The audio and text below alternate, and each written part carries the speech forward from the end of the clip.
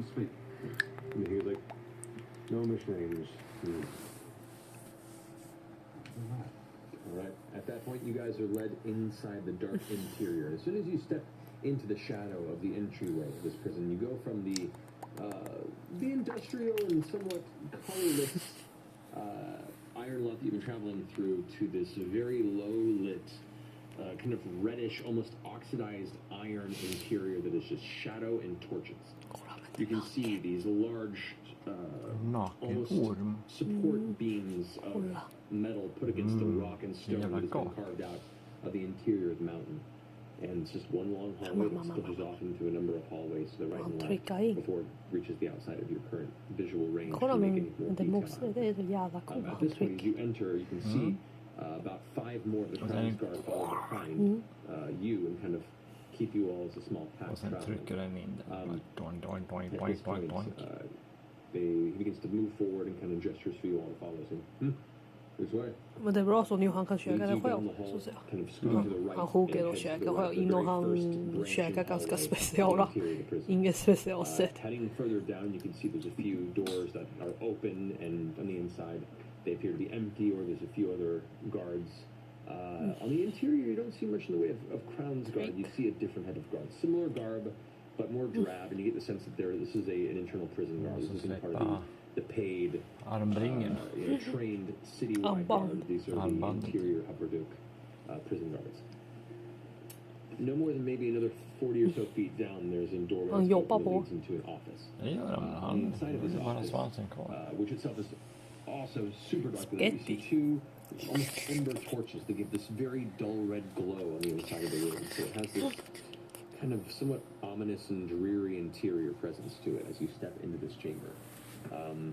The desk is facing away from you, and there you see what looks to be an older and grizzled gnome who is in the process of wearing these series of robes and cloak over him with these kind of gold-colored tassels and epaulets that kind of shoot off the sides. Seems to be giving out an air of station and importance, even though it's just in the process of filing what looks to be either prison transfers of people that have been arrested and figuring out who's to be put in here and what, or whose business is going to come to an end soon. Is in the process of shuffling through papers before turning around to you and goes, "All right, so you have come to my prison."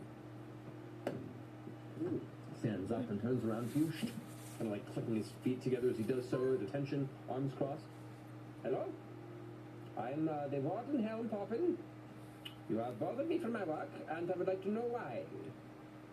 As you look at him, you can see his hair has receded almost entirely to the back, and what bits of like clustered gray hair on the sides is currently attempted to slick and comb back, and one large part of it is trying to cover the massive bald spot. But as he spins around and talks to you, with any sort of movement, it kind of wobbles and has to settle itself back into place. First off, I tap Bo on the back and make her bow a little bit. you don't have to. Yeah, okay. Respectful, I appreciate that. Pull her back out. The spaghetti. Rissa has backed away to the doorway and is like, I doesn't want to be part of this. Yeah, same, Rissa. Same. Din dumma orm, du måste ju släppa lite grann, annars så kommer inte råttan in You längre. just let us in to go kill this clockwork warden that this guy made. We heard he was quite a problem. Just let us in, we'll be out of your hair, and you can get back to your work. And he looks over towards the cloaked gnomish figure at the side. Remember this guy? Kind of leans forward, and you can see as the cloak is pulled back, Clef reveals his face. And he goes, hello there. It's been a while. How you doing, Poppin? Interesting riffraff you bring into my home this day.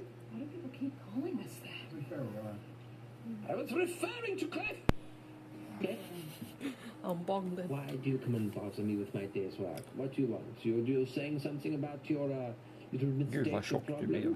Look, this guy Vill du gå och vila nu? is funding to take care of the spinning Det är lilla bebisen. Slocknar du lite grann? It should be